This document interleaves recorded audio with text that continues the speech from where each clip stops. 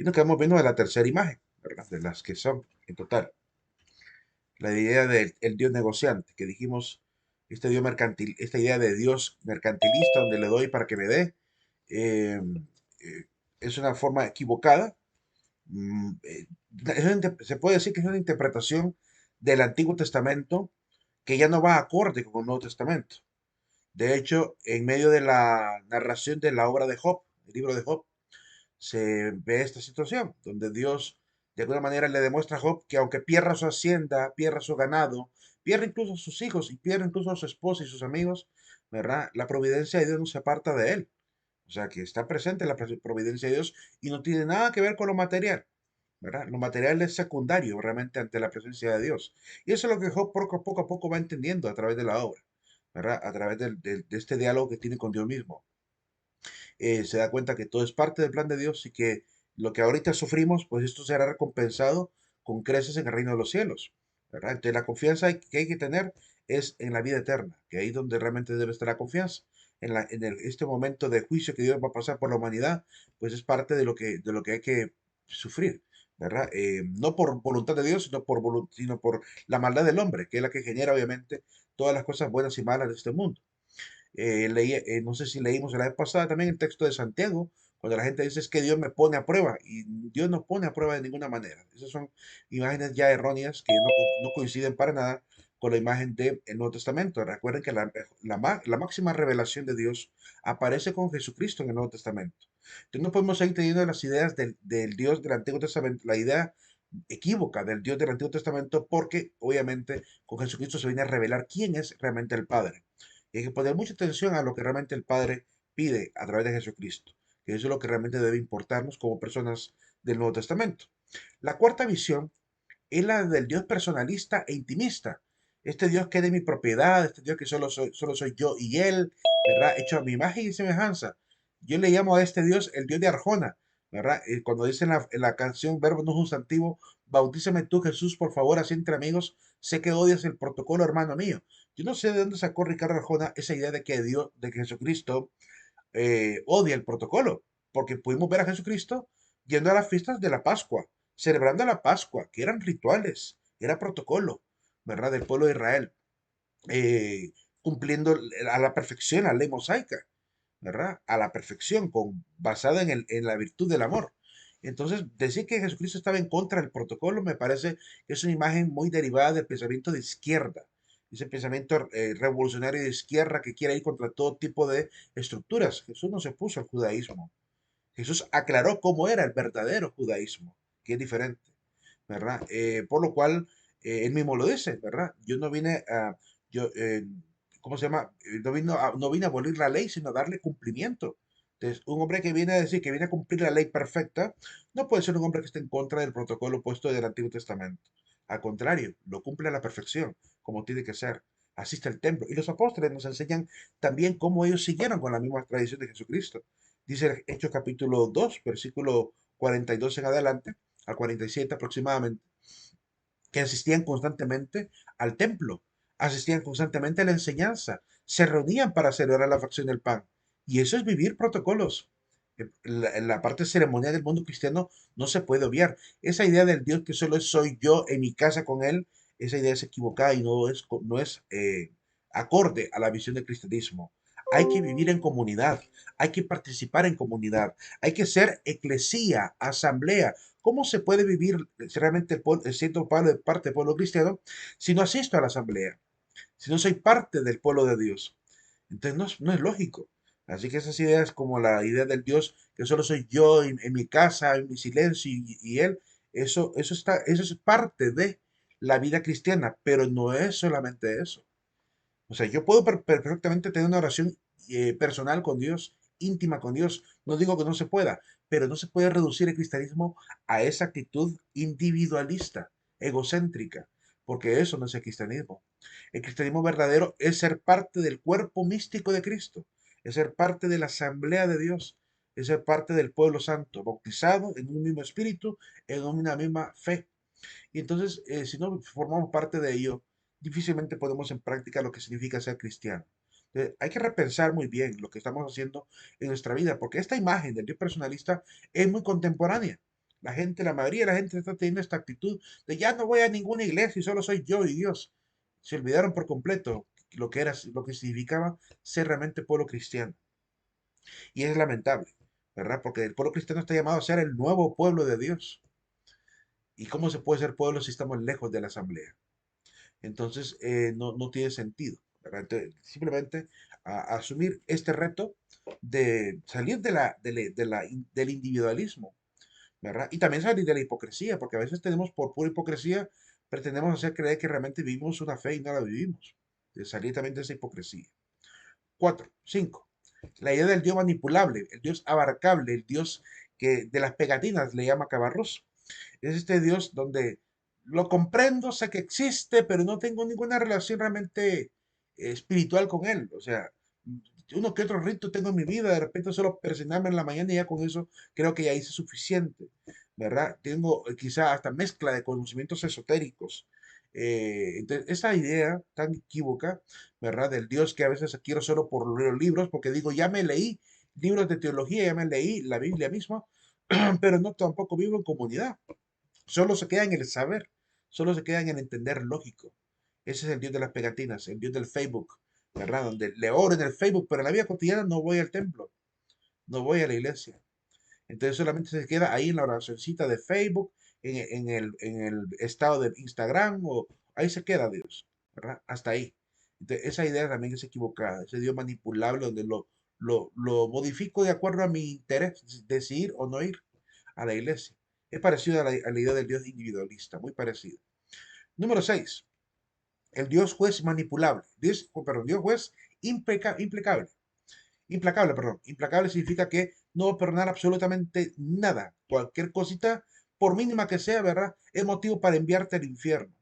Es motivo para juzgarte y castigarte eternamente, ¿verdad? Entonces, esta idea tan radical de Dios, olvidando la misericordia infinita de Dios, olvidando que es un Dios de amor, que esa es su naturaleza, ser amor puro. Ese olvido también es parte de algunas imágenes que algunas personas realmente tienen. Esta idea genera obviamente un pensamiento también equívoco en el mundo ateo, porque el mundo ateo cree que el Dios en el que creemos los cristianos es el Dios que destruye pueblos, castiga maldades, que esa es la visión que aparece en el Antiguo Testamento, pero no olvidemos que somos personas del Nuevo Testamento y la revelación de quién es Dios para nosotros importa más la que aparece en el Nuevo Testamento que la que aparece en el Antiguo, porque la revelación de Dios ha sido progresiva, poco a poco se ha ido dando a conocer hasta que por fin aparece Jesucristo, por lo cual no podemos quedarnos con la imagen del Antiguo Testamento de lo que se decía acerca de Dios. Y lo digo así, de lo que se decía acerca de Dios, porque el pueblo de Israel tuvo una interpretación de quién era Dios, y con Jesucristo aprendimos que en muchas de las cosas que creían de Dios se equivocaron. Jesucristo vino a enseñarles prácticamente la hipocresía que algunos tenían. Creían que solo conseguir la parte ritual ya con eso bastaba. Se fueron al otro extremo. Ahorita los cristianos, muchos cristianos que dicen ser cristianos, se están yendo al extremo del Dios individualista. Y en el extremo de los fariseos está el extremo del Dios ritualista. El Dios que solo es ritos y cumplimiento de leyes, está ahí nomás, y no compromiso con el prójimo. Estaban en el otro extremo. Entonces hay que cuidarnos de esos dos peligros, o caer en esta idea del extremo de un Dios tan riguroso que nos exige lavarnos la mano hasta el nivel del codo, o la idea del Dios que no me exige nada y todo fresco, ¿verdad? Y ni siquiera ir al templo, ¿verdad? Dos extremos muy peligrosos en la vida de la fe, que puede generar realmente una espiritualidad insana y que puede generar también realmente la pérdida incluso de la salvación. Porque equivocado completamente en estas dos posturas, puedo perderme la idea del Dios que me salvará, del Dios de la misericordia, ¿verdad? Hay gente que incluso por esta idea del Dios juez implacable cae en una culpa tan dura, tan fuerte, que incluso, ¿cómo se puede decir? Cae en una especie de culpa insana. Creen que por un pecado ya Dios lo mandó al infierno y ya con eso creen que ya ni siquiera vale la pena seguir luchando en la fe. Porque como Dios ya me juzgó, ya sé que voy para allá, entonces ya no hay nada que hacer. Esa es la idea que puede generarse con una idea tan insana de un Dios pues implacable. Esta idea, pues, aparece también en la mentalidad de muchos ateos que creen que esa es la idea de un Dios como lo tenemos en el mundo cristiano. También, por otro lado, está el Dios hedonista, que sería el opuesto, también el lado opuesto, muy ligado al Dios individualista. Este Dios del puro placer, el Dios facilitón, el Dios del niño, que es imagen de sus proyecciones y miedos, el Dios de una sola resurrección, de que no pasa por la muerte, que no quiere ver el sufrimiento, que no asume las consecuencias del compromiso, el Dios que comprenderá mis apetencias, porque así me hizo, ¿verdad? Y como me gusta hacer esto y entonces vivo en esta promiscuidad o vivo en esta vida insana, llena de lujuria, ¿verdad? O llena de placer insano, pues como así me hizo Dios, entonces tiene que soportar porque Él de alguna manera me dejó esto a mí. Esa es la actitud que tienen muchos. Entonces a cada rato caen en muchos problemas de falta de control, falta de dominio, falta de madurez también psicológica, porque creen que Dios también, como así Dios así me hizo con esta tentación, entonces bueno, lo dejo llevar, me dejo llevar por eso. Esa es la actitud del hedonista. No sé si ahorita que está muy en boga este famoso documental, hay documentales y está la famosa serie de este asesino serial, Jeff Dahmer. Recuerdo que en el primer capítulo apareció algo muy interesante, que mientras estaba a punto de intentar matar a alguien, estaba haciendo como una especie de oración. O sea, estaba como orando antes de pretender hacer el asesinato. Hay gente que llega a ese extremo, que podría llegar, y no parece absurdo. Hay gente que puede llegar hasta el extremo de creer que como así nació o así es su naturaleza, entonces cree que hasta puede seguir manteniendo la relación con Dios de manera como que no pasara nada, como la idea del Dios narco, el Dios del narco, ¿verdad? La idea de que puedo seguir cometiendo crímenes, ¿verdad? Vendiendo cosas ilegales y aún así pretender seguir manteniendo una religiosidad con Dios. Ese es el Dios hedonista. Es claramente la imagen del Dios hedonista. Tanto en alguien que comete atrocidades como en alguien que también comete crímenes, ¿verdad? Que sigue diciendo que cree todavía en Dios, que se pone crucitas o camándulas, que hace oración y tiene, como Pablo Escobar, ¿verdad? Que tenía su fetiche ahí con esa idea de mantener imágenes del Dios de niño de Atocha, del niño de Atocha, y mantenía esa actitud de veneración a esta imagen eh, que es Jesucristo. Se supone que nace de la historia de Jesucristo que se aparece a unas personas. Am, Así que la representación de Jesús como si fuera un misionero allá de Santiago de Compostela y mantenía esa tradición, ¿verdad? A partir de ello. Y aún así hacía sus atrocidades. Mandaba a matar gente, ¿verdad? Pero en su vida cotidiana aparentaba ser cristiano. Esa es la imagen también del Dios hedonista y es muy peligrosa también porque una vez que llega a una persona a pensar que Dios le está perdonando todo eso, ¿verdad? Ya no hay sentimiento de remordimiento en él, ya no hay remordimiento, no hay culpa, no hay intención de conversión, ¿verdad? Y se mantiene en esa actitud, satisfecho de sus placeres y sus antojos y sus crímenes, ¿verdad? Y creyendo que Dios aún así va a comprender realmente por qué lo hizo. Número 8. Ah, por cierto, esta es la idea también del Dios de las mujeres de Facebook, ¿verdad? Hay bendecida, ¿verdad? Que dicen ahí la mujer, a veces ponen fotografías casi mostrando casi todo el cuerpo y publican, ay, bendecida por Dios, ¿verdad? Esa idea. Solo Dios puede juzgarme, dicen algunas también. Y hombres también, ¿verdad? Que dicen, solo Dios puede juzgarme. Y tal vez el juicio de Dios es muy claro, libertino y pecador, ¿verdad? Tanto para hombres como para mujeres. Pero esa es la idea que a veces se olvida, que Dios también es un juez. No es implacable al extremo, pero es juez y va a juzgarnos por cada una de nuestras obras, ¿verdad? San Pablo lo dice en el capítulo 2 de Romanos. Romanos capítulo 2, versículo del 1 al 9. Ahí Pablo dice, ¿verdad? Primero que no podemos juzgar a nadie. No podemos juzgar diciendo, esta persona ya se va a ir al infierno o se va a ir al cielo. No puedo yo definir eso, no puedo afirmarlo. Pero eso no implica que no tengamos que denunciar el pecado. Cuando Pablo dice no juzgues, significa que yo no puedo decir a alguien, usted ya se fue al infierno. Eso es lo que Pablo está advirtiendo. Yo no puedo catalogar quién va al cielo o al infierno. Yo no puedo hacerlo. Pero obviamente sí debo denunciar el pecado, tal como Pablo lo hizo. Puedo denunciar el pecado público, decir, está pasando esto con la humanidad, ¿verdad? Esto está pasando con hombres y con mujeres. Eso se puede decir y eso no significa juzgar, significa advertir. No confundamos la advertencia con el juicio. Advertir que si procedemos en ese camino, vamos a ir al camino de la muerte, no es juzgar. Es afirmar que eso está definido por la palabra, ¿verdad? Y simplemente se le está advirtiendo a la gente por amor. Se le dice a la gente que si va por ese camino va mal, por amor. Tal como el sacerdote constantemente lo hace en momentos de Cuaresma, en momentos de Semana Santa, cuando llama a la conversión, constantemente. Se llama a la conversión, se llama a renunciar al pecado, porque eso es parte de la predicación misma de la fe, ¿verdad? No era la típica preparación que Juan el Bautista hacía, convertíos, ¿verdad? No era ese llamado el de Juan el Bautista, de convertirse para poder recibir bien al Mesías. Pues para recibir a Jesucristo en mi vida, tengo que convertirme. Y que alguien me llame a la conversión no es que me juzgue, es que realmente me invita, ¿verdad? Me advierte y me invita que debo convertirme para poder recibir a Jesucristo. De lo contrario, voy por un camino de maldad, un camino del mal, que termina obviamente en la muerte. Entonces, tenemos que aprender a diferenciar eso, ¿verdad? Que a veces de repente escuchamos que el sacerdote o el ministro dice algo en la iglesia y nos molesta, nos incomoda. Pero cuando nos molesta algo, nos incomoda, preguntémonos, ¿será porque realmente lo estoy viviendo? ¿Será porque realmente estoy atado a eso?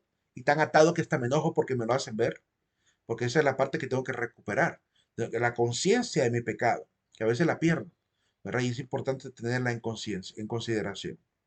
Número 8, la idea del Dios Todopoderoso, ¿verdad? Esto genera también en los ateos una falsa conjetura. La idea de que se confunde a Dios con el poder prepotente, ¿verdad? El poder de Dios no es prepotencia. A veces se cree que porque Dios es poderoso, entonces Él hace y desarma y hace todo lo que Él quiere, ¿verdad? Así que hay cosas que ocurren porque Dios así lo ha querido y no podemos entenderlo, ¿verdad? Entonces nos toca que quedarnos ahí como que fuéramos víctimas del poder de Dios, ¿verdad? Esta es la idea. Las consecuencias hay gente que cree que incluso Dios es el responsable de las consecuencias del mal del mundo, que por Él existe la maldad. Incluso es culpable, dicen algunos que piensan así, de las consecuencias de las libres acciones humanas. Él es el culpable de que caigamos al pecado, según se cree en esta visión del Dios Todopoderoso. Es el Dios que no quiso salvar a la víctima, quizás porque no quiso. Es el Dios preferido y usado por los ateos. Es el Dios de la famosa paradoja de Epicuro, ¿verdad? Que muchos ateos utilizan hoy en día para atacar a la imagen de Dios, olvidando que el Epicuro primero no conoce el cristianismo. Segundo, la imagen que él presenta ahí es antes de la revelación del justo juicio de Dios que viene a ser declarado más claramente con Jesucristo y los apóstoles, que dice que va a haber un tiempo de juicio, que cada quien pagará por sus obras. Así que la idea de que Dios no va a castigar al malvado es equivocada. Claro que habrá un castigo, claro que habrá recompensa, pero obviamente no es cuando el hombre lo quiera, es cuando realmente se realice el justo juicio de Dios. Hay un tiempo de prudencia donde Dios está esperando que la humanidad se dé cuenta, ¿verdad? Cuando la humanidad por fin sea consciente de lo que realmente ocurre respecto a la existencia y la maldad del mundo, ¿verdad? Y empieza a reconocer realmente que el origen de la maldad está en el hombre. A partir de ahí quizá Dios diga a determinar, hasta aquí llegará el tiempo de la paciencia, de la tolerancia. Pero Dios ha declarado un tiempo primero de espera, donde crecerá el trigo con la cizaña, pero llegará el tiempo de la siega, el tiempo donde podrá cortar obviamente y echará al fuego a la cizaña, ¿verdad? Y rescatará el trigo de la cizaña misma. Entonces, esas ideas que aparecen en el Nuevo Testamento es lo que tenemos en confianza en los cristianos. Por eso decimos, por eso Jesucristo predica, bienaventurados los que son perseguidos a causa de la justicia, porque de verdad serán recompensados. Bienaventurados los que son perseguidos, felices los que lloran, felices los que sufren, porque realmente esta idea del sufrimiento temporal es apenas temporal, no es eterno. Lo que ahorita padezcamos por culpa de la maldad del hombre, ¿verdad? Será recompensado con creces en la presencia de Dios. Así que tenemos que soportar con paciencia el sufrimiento presente.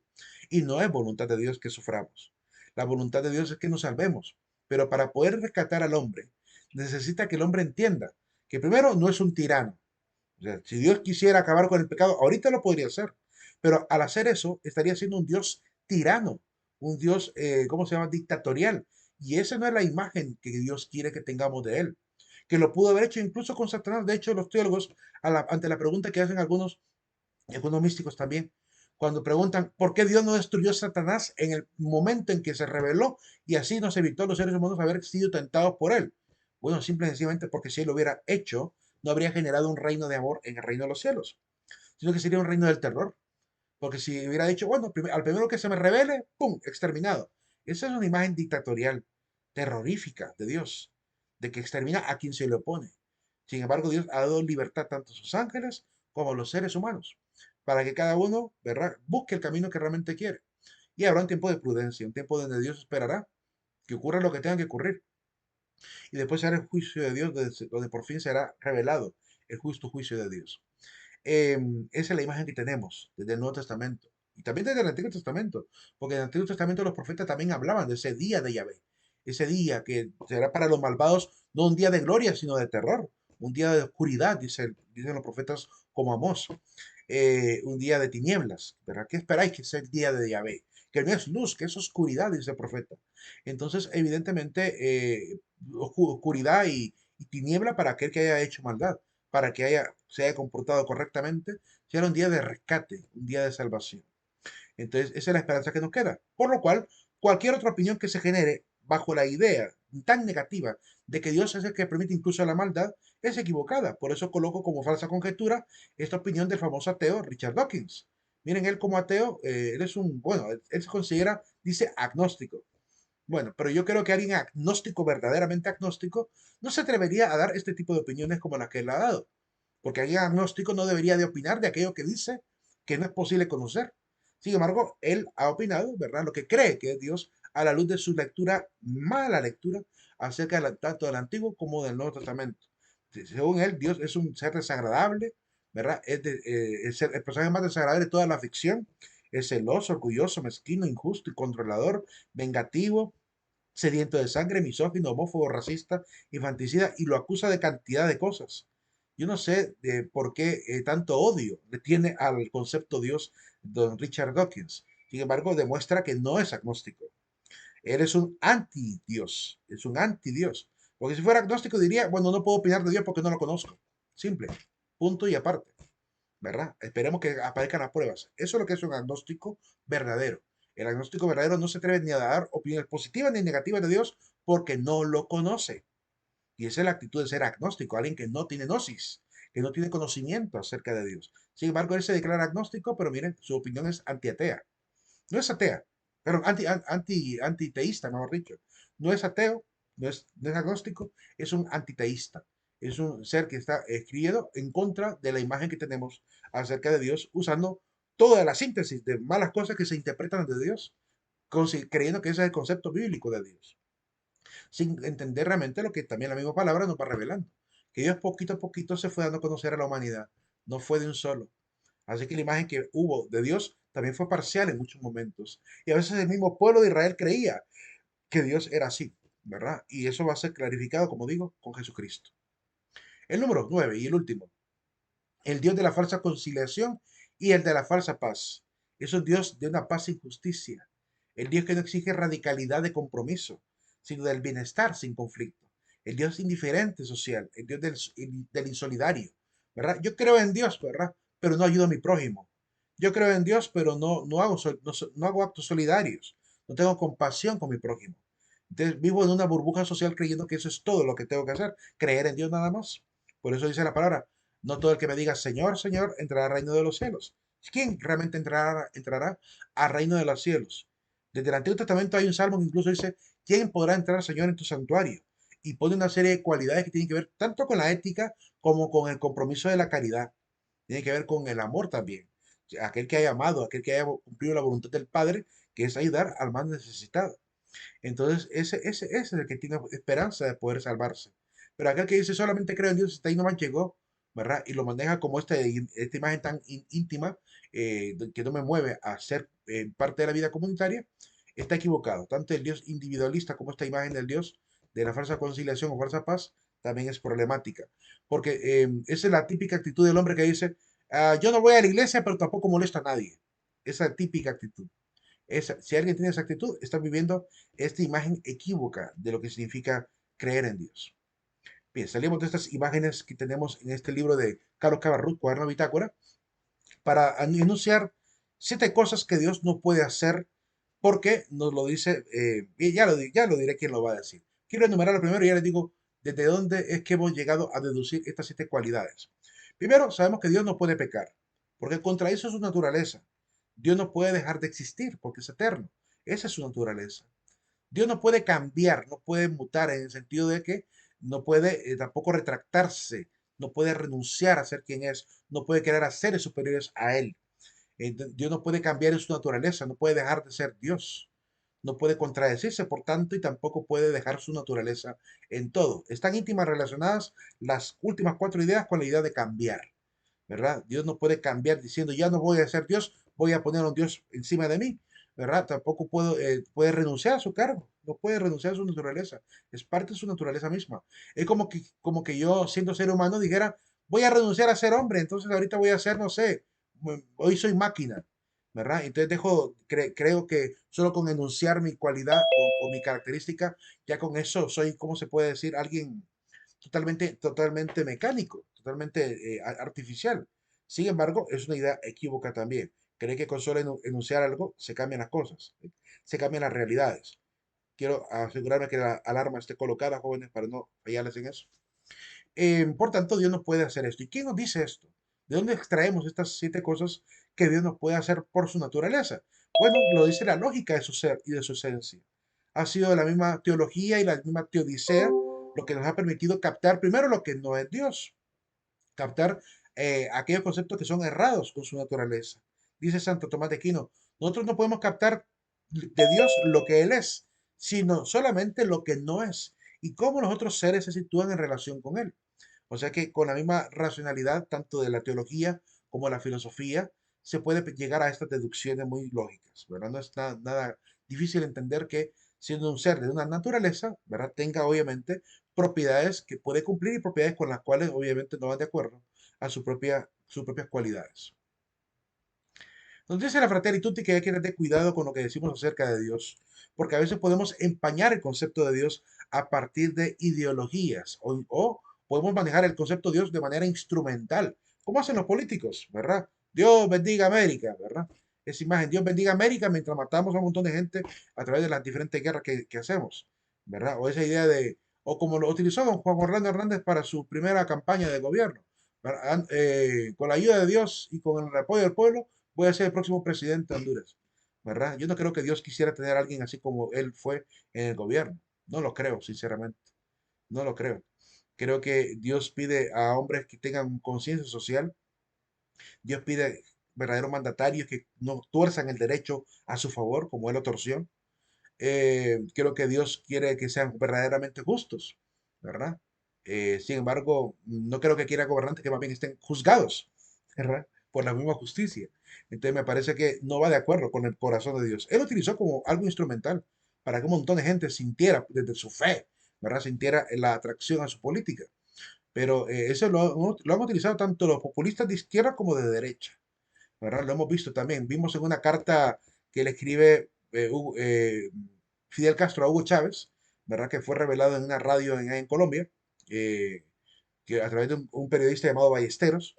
Él leía una carta donde se la voy a mandar para que la puedan leer, cómo Fidel Castro le aconsejaba a Fidel Chávez que utilizara la fe, utilizara el nombrar a Jesucristo a cada rato, porque de alguna manera él decía, bueno, esta es la manera como la gente se va a sentir adepta a ti, ¿verdad? Porque prácticamente el mencionar a Jesucristo como que atrae a la gente, ¿verdad? Atrae a la masa. Entonces utilizan obviamente el nombrar a Jesucristo, no porque crean en él, sino porque simplemente lo utilizan como un ser instrumental para mantener el gobierno.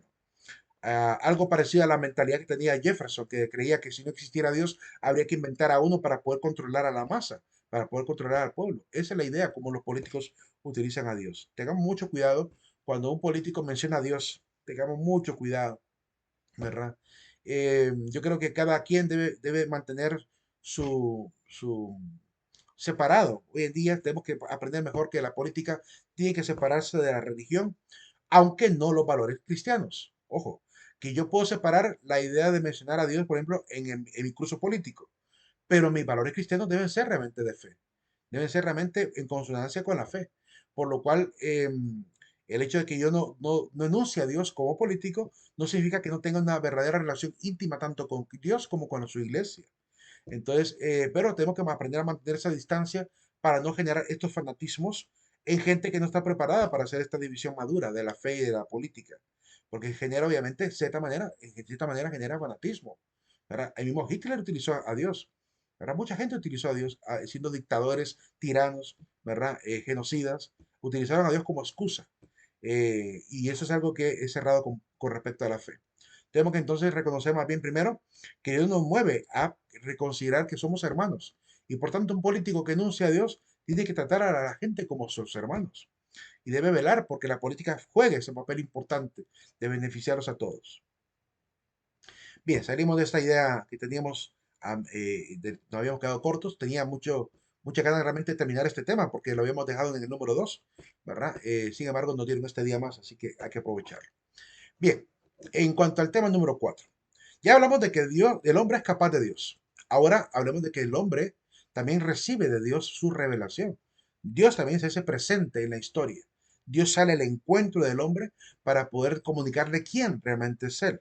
Y lo ha hecho, como digo, de manera paulatina, poco a poco, a través de diferentes personajes y momentos históricos. Hablemos de este tema. ¿Alguna pregunta hasta ahora, jóvenes? ¿O algún comentario sobre lo que vimos de los 9 fetiches acerca de Dios? ¿Todo claro hasta ahorita? Licenciado, este tema, el tema número 4 va a entrar en el examen. Lo que vamos hoy, hasta donde logremos llegar hoy. Ah, Mañana ok, falta una semana gracias. todavía, que es un día más. Bien, prosiguiendo. La revelación divina. Hablamos de la revelación al inicio, dijimos que es cuando Dios comunica, ¿verdad? Cosas que el hombre no puede adquirir por sus propias fuerzas, que son inalcanzables al hombre. Dios, por tanto, de manera libre, quiere revelarle al hombre, ¿verdad? Y se da al hombre también en conocimiento. Le dice al hombre quién es él, ¿verdad? ¿Cuál es su nombre? Le comunica qué es lo que quiere, ¿verdad? Hacia dónde vamos. Le va comunicando poco a poco. Toda la historia de la salvación va siendo un esclarecimiento prácticamente de la naturaleza del hombre con respecto a Dios y la naturaleza de Dios con respecto al hombre. Al revelarse, pues Dios nos hace también capaces de responderle. Dice en numeral 52 del Catecismo, Dios que habita en una luz inaccesible, porque es una luz que, según la Biblia, cada vez que el hombre intenta ver esa luz, lo deja ciego. Pablo, por ejemplo, cuando vio la gloria de Jesucristo, cayó como ciego al suelo. Los apóstoles, cuando vieron a Jesús transfigurarse, lo miraban tan luminoso y cayeron al suelo. El mismo Moisés miró la luz incandescente de aquella zarza ardiendo y cayó al suelo. Es decir, caemos al suelo porque de alguna manera el hombre, por naturaleza, cuando ve esa gloria de Dios, reconoce su pequeñez, reconoce que Dios de alguna manera sí se quiere comunicar, pero entiende realmente cuál es su posición en medio de la creación. Dios quiere comunicar su propia vida divina a los hombres libremente creados por Él para hacer de ellos en su Hijo único hijos adoptivos. Hay que entender eso. Por naturaleza creación, de la creación somos hijos de Dios porque somos sus criaturas. Pero hay una nueva forma de adquirir realmente la filiación divina, el ser verdaderamente hijo de Dios, no hijos en el sentido de la creación, sino hijos verdaderamente, que es a través de Jesucristo. Y eso nos lo va a revelar el mismo Jesús, ¿verdad? El mismo Espíritu también lo revela a los apóstoles. Y somos parte de este camino de filiación divina. Y nos volvemos hijos adoptivos de Dios en virtud del sacrificio hecho por Jesucristo, que comienza desde el bautismo hasta el final de nuestros días, con todos los sacramentos que vamos adquiriendo a lo largo de nuestra vida. Al revelarse a sí mismo, Dios quiere hacer a los hombres capaces de responderle, de conocerle y de amarle más allá de lo que ellos serían capaces por sus propias fuerzas, por lo cual nos provee de toda esa capacidad de poder reconocerle y atender a su llamado. Hay diferentes etapas de la revelación. Aquí un poquito rápida el repaso. Ustedes seguramente ya conocerán la mayor parte de estas etapas de la revelación. Solo es un refrescar un poco la memoria de lo que hemos aprendido en la casa, en la iglesia. ¿Verdad? Primero, en la creación. Dios se revela como el creador de todo. ¿Verdad? Crea a los seres humanos, que los seres humanos son de alguna manera su imagen y semejanza. Así está manifestado desde el principio. Dios es creador del hombre y lo ha convertido al hombre en un ser a su imagen y semejanza. Un ser que en términos teológicos se queda pues en forma latina, que es imago Dei. El hombre es imago Dei, es imagen de Dios. Ahora, poco a poco vamos a ir entendiendo a qué nos referimos con ser imagen y semejanza de Dios. De hecho, hay un tema en el tercer parcial donde lo veremos. Dios va a alentar en el ser humano también la esperanza de algo novedoso, la salvación. El hombre por su propia condición, ¿verdad? Fue creado por Dios. En algún momento el hombre se pierde por su mal uso de la libertad, pero Dios, a pesar de ello, a pesar de ese mal uso de la libertad, el pecado de nuestros padres, ¿verdad? Dios alenta en ellos la esperanza de poder recuperar ese estado primigenio, ¿verdad? Entonces tuvo el cuidado a lo largo de toda la historia de la salvación de irle mostrando al hombre ¿verdad? Que si perseveran en las buenas obras, podrán adquirir esa vida nueva, esa vida, mejor dicho, esa recuperación, ¿verdad? Del hombre primigenio, del hombre puro, del hombre perfecto, que es lo que realmente Dios quiere que seamos. Por otro lado, pues al crearnos nos envió a una comunión íntima. Él nos ha revestido de justicia y de gracia resplandeciente, pero el hombre ha pecado. El hombre ha caído en pecado. Normalmente el arte presenta este momento como el hombre comiendo manzanas. Sin embargo, la Biblia no menciona ninguna manzana. No hay manzanas en el libro de Génesis. Se habla del fruto prohibido, que es diferente, que pudo haber sido cualquier tipo de fruto. Incluso hay que entender que esto es una metáfora, ¿verdad? No pudo haber sido un fruto literal. Quizá el haber accedido al juicio, el haber accedido a la intención de juzgar las cosas como Dios lo juzga, quizá eso sea haber mordido el fruto del conocimiento del bien y del mal. Hay que entender que así se le llama la palabra, el fruto del conocimiento del bien y del mal. Entonces, cuando el hombre come ese fruto, es decir, se atreve a juzgar como si fuera Dios, cae en pecado, porque termina haciendo cosas contrarias a la voluntad de Dios. Termina haciendo lo que a él le place, ¿verdad? Él juzga que lo que quiere realmente es ser y deja de juzgar las cosas como conforme a lo que Dios había establecido. Esta revelación fue interrumpida por el pecado de nuestros padres. Dios se sigue revelando aún con el pecado. Una vez que rota, ¿verdad? Todo el género humano por el pecado, Dios decide en diferentes momentos aparecer, ¿verdad? Para irse mostrando poco a poco. Aquí aparece un pequeño esquema, lo vamos a ver un poquito así largo, ¿verdad? Solo para que vean algunos nombres. Está un poco borrosa la imagen. Aparece Abraham, Isaac, Jacob, aparece José en Egipto, aparece la esclavitud de Egipto, aparece la zarza de Moisés, aparece la Pascua judía, las alianzas en el Sinaí, las conquistas de la tierra prometida, los llamados jueces, luego el primer rey Saúl, el segundo rey David, luego el hijo de David Salomón, que reparte el reino en dos hijos, en Jeroboam y Roboam, que son los reyes del norte y reyes del sur. Luego aparecerá una época de destierro en Asiria del reino de Israel y Jerusalén por fin va a ser destruida, el primer templo va a ser destruido. Luego llega el destierro de Babilonia del reino de Judá, regresan los judíos, ¿verdad? Por fin establecen nuevos reyes y edifican el segundo templo en la época de Herodes. Aparecen los profetas, pero en el segundo templo prácticamente ahí aparece Alejandro Magno, aparece Judá Macabeo, la guerra Macabeas, después de la llegada de los griegos, y la destrucción del segundo templo también, ¿verdad? En la época de Pompeyo e invasión romana.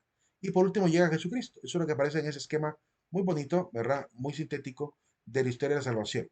En este caso, pues, el pueblo de Israel va entendiendo en medio de su historia, ¿verdad? La presencia de Dios. Poco a poco va descubriendo y dándose cuenta de lo que Dios realmente quiere hacer con el pueblo.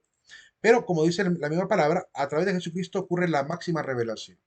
En la alianza con Noé, Dios de alguna manera intenta enseñarle a Noé que la humanidad ha caído en extremo pecado, ¿verdad? De alguna manera, este texto, pues aparece la idea de la economía divina con las naciones.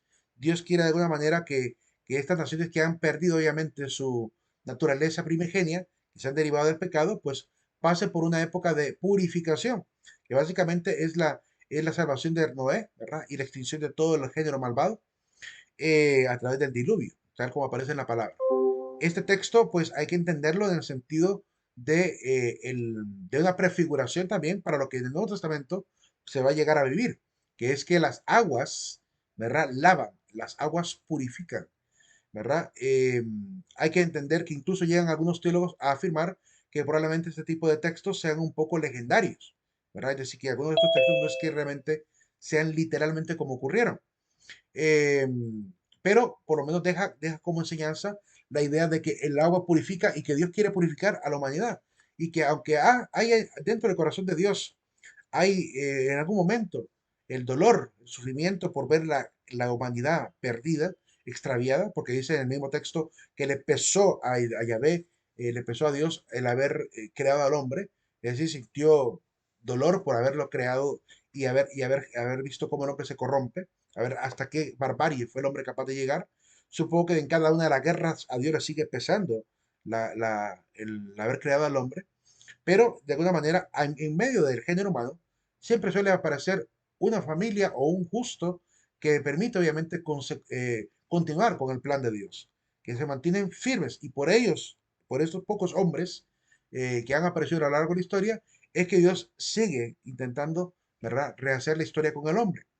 Entonces, es parte de lo que realmente ha aparecido. Estos hombres, por tanto, permanecen como el camino de salvación, ¿verdad? Por eso se llama historia de la salvación, porque ellos son prácticamente los diferentes personajes que a lo largo de la historia fueron apareciendo, ¿verdad? En relación con Dios y que por medio de ellos la salvación que Dios ha planificado para con el hombre sigue siendo un plan permanente, ¿verdad? Y no se ha detenido, a pesar de la maldad de muchas generaciones. Aparece el caso de Babilonia, ¿verdad? Mostrando cómo Dios de alguna manera quiere que las naciones permanezcan, ¿verdad? Que sea parte de la naturaleza misma humana, ¿verdad? Hay que entender que también este texto de Babel puede ser también un texto que intentan explicar también la naturaleza de las lenguas. Por tanto, tienen más un sentido pedagógico que un sentido verdaderamente literal, ¿verdad? Hay que tener mucho cuidado con esa interpretación a partir de esos textos. Dicen que normalmente hasta el capítulo 11 de Génesis, la mayoría de escritores en teología bíblica afirman de que hay que tener un poco de prudencia con el capítulo 1 hasta el capítulo 11, porque muchas de estas narraciones tienen más un sentido más pedagógico que histórico, ¿verdad? Entonces hay que tener mucho cuidado con la interpretación que se hace al respecto de ellos. Hay que ver todos los giros que hay ahí, ¿verdad? Puede que hayan habido uno que otro personaje incluido que sea histórico, que aparezcan en medio de una narración, y eso es lo que hay que tener cuidado. Es una cuestión muy común en las culturas de la antigüedad hacer esto, ¿verdad? Volver un poco legendaria la historia de generación de algunas cosas dentro de su pueblo. Cómo se originaron las lenguas del mundo. ¿De qué manera explicarlo? Pues la manera como se explica a través de la palabra es a través de la narración de Babel. Hay que tener mucho cuidado con esa interpretación también. En todo caso, yo recomendaría siempre, cuando leamos estos textos, revisar la parte marginal donde aparece la explicación de cada uno de ellos, ¿verdad? Ahí en la Biblia del pueblo van a encontrar bastante explicación muy interesante. Dios elige a Abraham después, ¿verdad? Después de que salva a Noé, ¿verdad? Aparece Abraham como sería el segundo gran patriarca post-diluviano, después del diluvio, ¿verdad? El primer gran patriarca después del diluvio prácticamente. Y al elegirlo, pues obviamente quiere que él salga de esa tierra en la cual vivía, que era en la antigua Sumeria, en Ur de Caldea, dicen los historiadores. La misma palabra dice que era de Ur. Y en este caso, pues sale de Ur de Caldea, Ur de los babilónicos, para irse a fundar un nuevo pueblo. Dios quiere que salga de su patria, ¿verdad? Y de su casa. Y que se lleve prácticamente a sus hijos, a su esposa, a su ganado, y que se hagan un nuevo pueblo. Dios quiere comenzar con él un pueblo ya dirigido en el camino de la santidad. Porque ningún otro pueblo que había en aquel momento le era adepto a Dios, es decir, era fiel a Dios, ningún pueblo. Así que había que fundar un nuevo pueblo. Llama a Abraham entonces y le pide que haga ese gran sacrificio de salir de su tierra y que se vaya hasta Egipto, ¿verdad? Yo sigo, cuando leo este texto, me pregunto por qué Dios siempre enviaba a Egipto a alguien. Por ejemplo, envía a Abraham, también envió ahí a José y a María, ¿verdad? ¿Qué había en Egipto? ¿Por qué Dios los guarda ahí? Quizás es porque Egipto en aquel momento quizás era una civilización un poquito más sensata, quizás había un poquito menos de barbarie como en el caso de los babilonios, sumerios, que quizás eran un poquito más de guerras, y no sé qué razón habrá, es algo que sigo todavía tratando de discernir, por qué Dios siempre envió a Abraham ahí a Egipto y por qué envió también a su hijo a Egipto. Y hay algunas referencias también en los Salmos, ¿verdad? Incluso en las profecías, ¿verdad? De Israel llamé a mi hijo. Cuando dice, no, de Egipto llamé a mi hijo, dice la profecía. Eh, ¿Qué relación hay con lo que Dios pretende a través de Egipto? De alguna manera, afectó también el hecho de que los israelitas estuvieran muy cercanos a la zona de Egipto. Afecta en gran medida, a gran punto que aparece, como les decía al inicio, aparece Akenatón, que es el faraón que va a intentar sembrar una especie de monoteísmo temporal ahí en Egipto.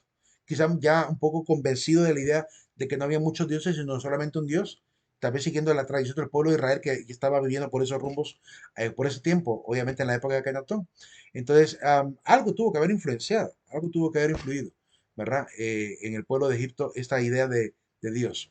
Lo que sí hay que decir que en toda esta región, desde Etiopía hasta Egipto, hay mucha raíz del antiguo judaísmo. Es decir, que todavía hay mucho judaísmo, también hay mucho cristianismo ahí, ¿verdad? Sobre todo el ortodoxo.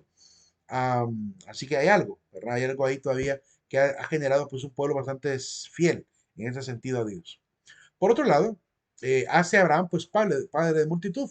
Le cambia el nombre de Abraham a Abraham. que significa padre de una multitud. Y a través de Abraham, pues hace un llamado, ¿verdad?, a la fidelidad.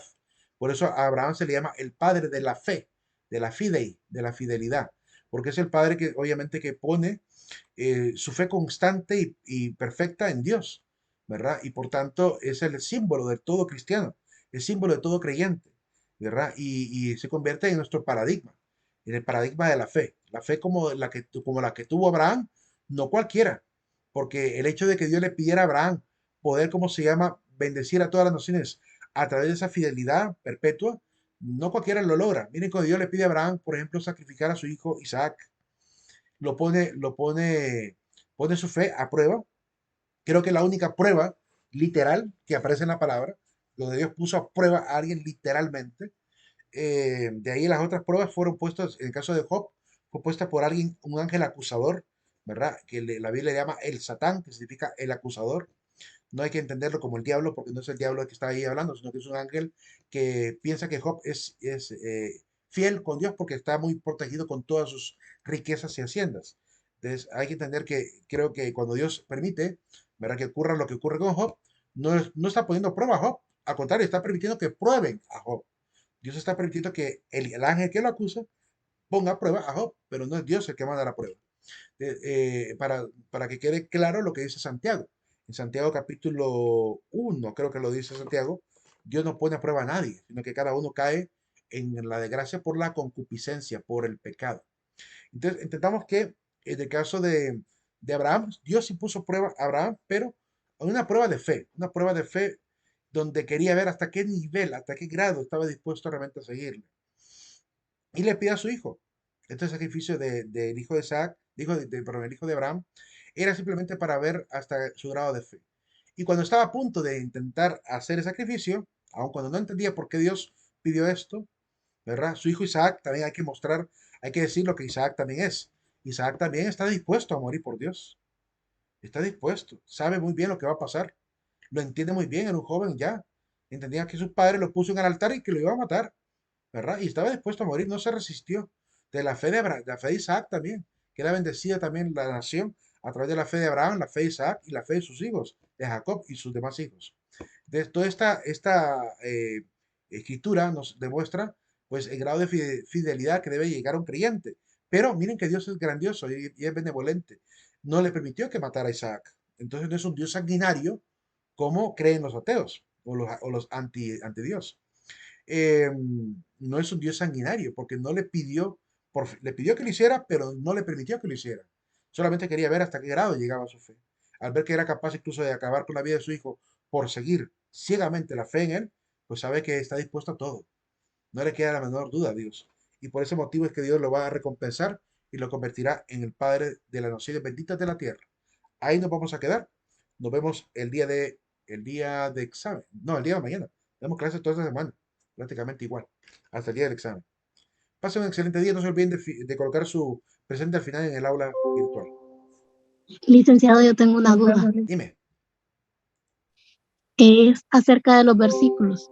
Ajá. Hoy tenemos que comenzar a subirlos, ¿no?